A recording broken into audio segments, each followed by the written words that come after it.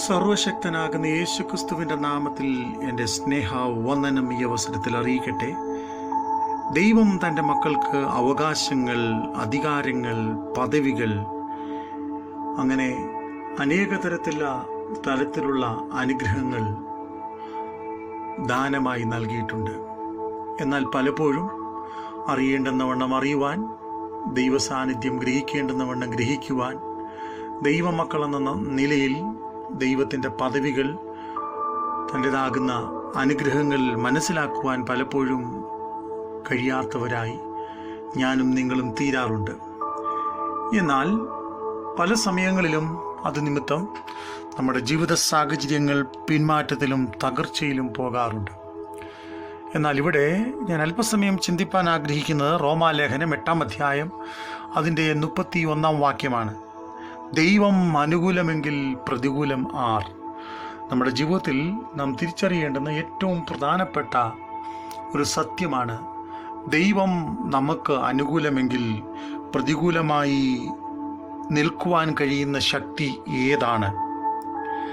ദൈവവചനപ്രകാരം ലോകശക്തിയിൽ ഇന്നുവരെ നമുക്ക് മനസ്സിലാക്കുവാൻ കഴിഞ്ഞിട്ടുള്ളത് ഒരു മാനുഷിക ശക്തിയും ഒരു മാനുഷിക അധികാരവും ഒരു ലോകത്തിൻ്റെ ആധിപത്യവും ഇന്ന് വരെ ദൈവശക്തിക്ക് വിപരീതമായി നിന്ന് ജയിക്കുവാൻ കഴിഞ്ഞതായി നമുക്ക് കാണുവാൻ കഴിയുന്നില്ല.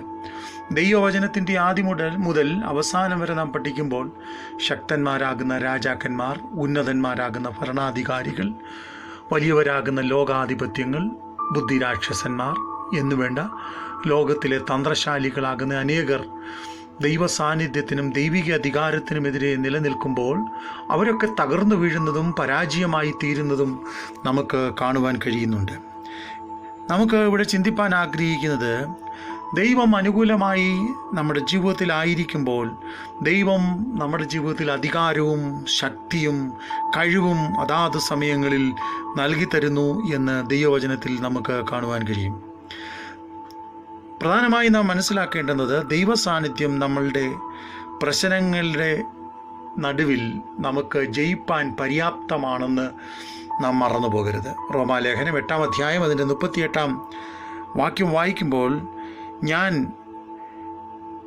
എൻ്റെ രക്തത്താൽ വിലയ്ക്ക് വാങ്ങിയിരിക്കുന്ന എൻ്റെ അവകാശം ആണ് നാം ഓരോരുത്തരും എന്ന് ദൈവവചനത്തിൽ നമുക്ക് കാണുവാൻ കഴിയുന്നുണ്ട്.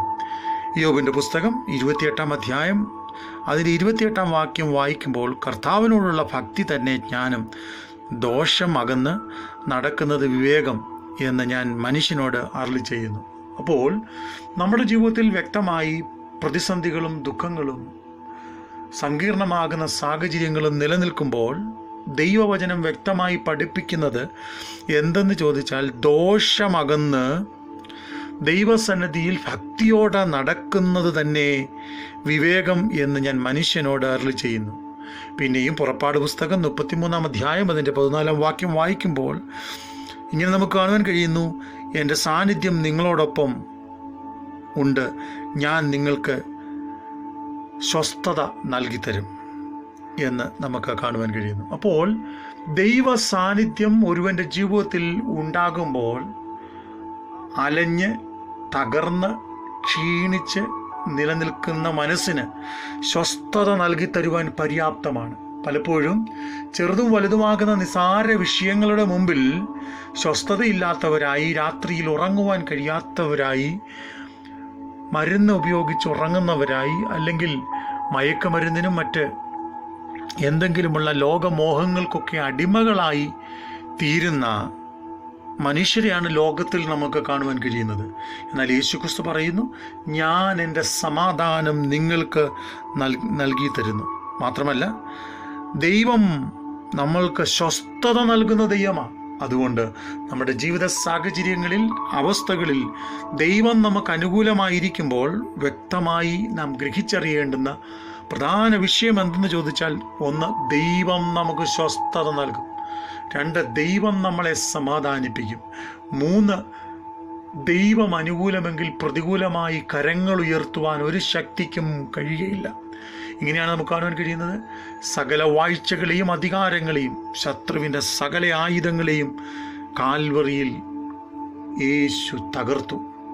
ശത്രുവിൻ്റെ സകല കണക്കുകൂട്ടലുകളെയും തരിപ്പണമാക്കിക്കൊണ്ട് മൂന്നാം നാൾ മരണത്തെ ജയിച്ച് എൻ്റെ യേശു ഉയർത്തെഴുന്നേറ്റു. ഇന്നെന്നെ ശ്രദ്ധിക്കുന്ന പ്രിയ ദൈവമക്കളെ, നമ്മുടെ ജീവിത സാഹചര്യത്തിൽ പിശാചായവൻ അനേക കണക്കുകൂട്ടലുകൾ, സാഹചര്യങ്ങൾ, സമ്മർദ്ദങ്ങൾ നമുക്ക് വിപരീതമായി കൊണ്ടുവന്നെന്ന് വന്നേക്കാം. നാം ചിന്തിക്കാത്ത നിലവാരത്തിൽ ദുരുപായം അന്വേഷിച്ച് അവൻ നമ്മളെ തകർത്ത് കളയാൻ ശ്രമിച്ചെന്ന് വന്നേക്കാം. എന്നാൽ ദൈവവചനം ഇങ്ങനെ പറയുകയാണ്, ദൈവം അനുകൂലമെങ്കിൽ പ്രതികൂലം ആർ. ഇന്ന് നമ്മുടെ ജീവിതത്തിൽ നാം ഗ്രഹിക്കേണ്ടുന്നത്, ജീവിതത്തിൽ ആരുടെയൊക്കെ പ്രസാദം നാം നേടിയാലും ദൈവത്തിൻ്റെ ആനുകൂല്യവും സമാധാനവും നമുക്ക് പ്രാപിപ്പാൻ കഴിയുന്നില്ലെങ്കിൽ നാം തീർത്തും പരാജയമായി മാറും. അപ്പോൾ യെരമ്യാ പ്രവചനം 1-ാം അധ്യായം അതിൻ്റെ 19-ാം വാക്യം വായിക്കുമ്പോൾ ഇങ്ങനെ നമുക്ക് കാണുവാൻ കഴിയുന്നു, ദൈവം ഒരുവന് അനുകൂലമെങ്കിൽ എന്താണ് സംഭവിക്കുന്നത്? അവിടെ നാം ഇങ്ങനെയാണ് വായിക്കുന്നത്, യെരമ്യാ 1:19, അവർ നിന്നോട് യുദ്ധം ചെയ്യും, നിന്നെ ജയിക്കയില്ല താനും, നിന്നെ രക്ഷിപ്പാൻ ഞാൻ നിന്നോട് കൂടെയുണ്ട് എന്ന് യഹോവയുടെ അരുളപ്പാട്. അതെ, ദൈവം നമ്മളോട് കൂടെ ഉണ്ടെന്ന് അറിയാൻ കഴിയാത്തവരായി അനേകർ നമുക്കെതിരെ യുദ്ധം ചെയ്യുവാൻ, അല്ലെങ്കിൽ ആരോപണം ഉന്നയിക്കുവാൻ, അല്ലെങ്കിൽ വീഴിച്ചു കളയുവാൻ ശത്രുവും തൻ്റെ പരിവാരങ്ങളും നമുക്കെതിരെ കടന്നു വന്നെന്ന് വന്നേക്കാം.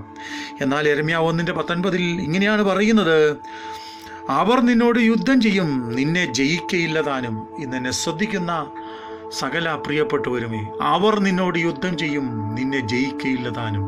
ജീവിതത്തിൻ്റെ ഏതെങ്കിലും സാഹചര്യത്തിൽ ഒറ്റപ്പെട്ടവനായി, പ്രശ്നം അനുഭവിക്കുന്നവരായി, രോഗമനുഭവിക്കുന്നവരായി, ബാധ്യത അനുഭവിക്കുന്നവരായി, ആരും സഹായിക്കാനില്ലാത്തവരായി എന്നെ ശ്രദ്ധിക്കുന്നെങ്കിൽ സർവശക്തനാകുന്ന ദൈവം യെരമ്യാവിൻ്റെ പ്രവചനം 1-ാം അധ്യായം അതിൻ്റെ 19-ാം വാക്യത്തിൽ ഒരു ആലോചനയായി നിങ്ങളോട് വിളിച്ചു പറയുന്നു, അവർ നിന്നോട് യുദ്ധം ചെയ്യും, ജയിക്കയില്ല താനും. പിന്നെ ഞാനിവിടെ പറയാൻ ആഗ്രഹിക്കുന്നത്, ശത്രു നമ്മുടെ നേരെ കടന്നു വരും.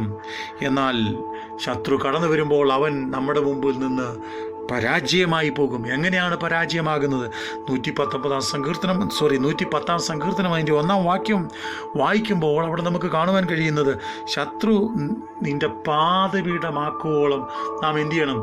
നാം ദൈവത്തിൻ്റെ വലത്ത് ഭാഗത്തിരിക്കണം. ഇന്ന് അനേകർക്കും കഴിയാത്ത ഒരു പ്രധാനപ്പെട്ട വിഷയമാണ് ദൈവസന്നിധിയിൽ ഇരിക്കുക, പ്രാർത്ഥിക്കുക, ദൈവാശ്രയമുള്ളവരായി ജീവിക്കുക.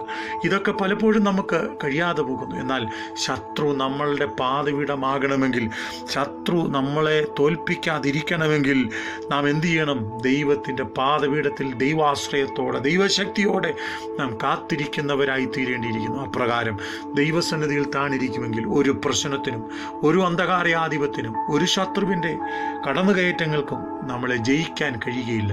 ആയതിനാൽ ദൈവസന്നിധിയിൽ വിശ്വാസത്തോടെ, ധൈര്യത്തോടെ, ദൈവം എനിക്ക് വേണ്ടി പ്രവർത്തിക്കാനുണ്ട് എന്നുള്ള ബോധ്യത്തോടെ, ദൈവം അനുകൂലമെങ്കിൽ പ്രതികൂലം ആരെന്നുള്ള ചോദ്യചിഹ്നത്തോടെ ദൈവസന്നിധിയിൽ വിശ്വസിച്ച് ഈ ദിവസങ്ങൾ ദൈവം നമുക്ക് ശേഷിപ്പിക്കുന്ന നാളുകൾ വിശ്വസ്തയോടെ ദൈവാശ്രയത്തിൽ മുന്നേറാൻ സർവശക്തനാകുന്ന ദൈവം നമ്മെ ഏവരെയും സഹായിക്കട്ടെ. സ്വർഗീയ പിതാവേ, നല്ല സമയത്തിനായി സ്തോത്രം. പൂർണ്ണമായി ലോക ജീവിത സാഹചര്യങ്ങളിൽ പ്രതികൂലങ്ങളും അനർത്ഥങ്ങളും ഞങ്ങളുടെ മുമ്പിൽ ഉയർന്നു വരുമ്പോൾ പൂർണ്ണമായി അങ്ങയിൽ ആശ്രയിപ്പാൻ, പൂർണ്ണമായി അങ്ങയുടെ ശക്തിയിൽ ചാരി മുൻപോട്ട് പോകുവാൻ അനിവാര്യമാകുന്ന എല്ലാ കൃപയും ശക്തിയും സ്വർഗത്തിലെ ദൈവം ഞങ്ങളുടെ മേൽ പകരണം.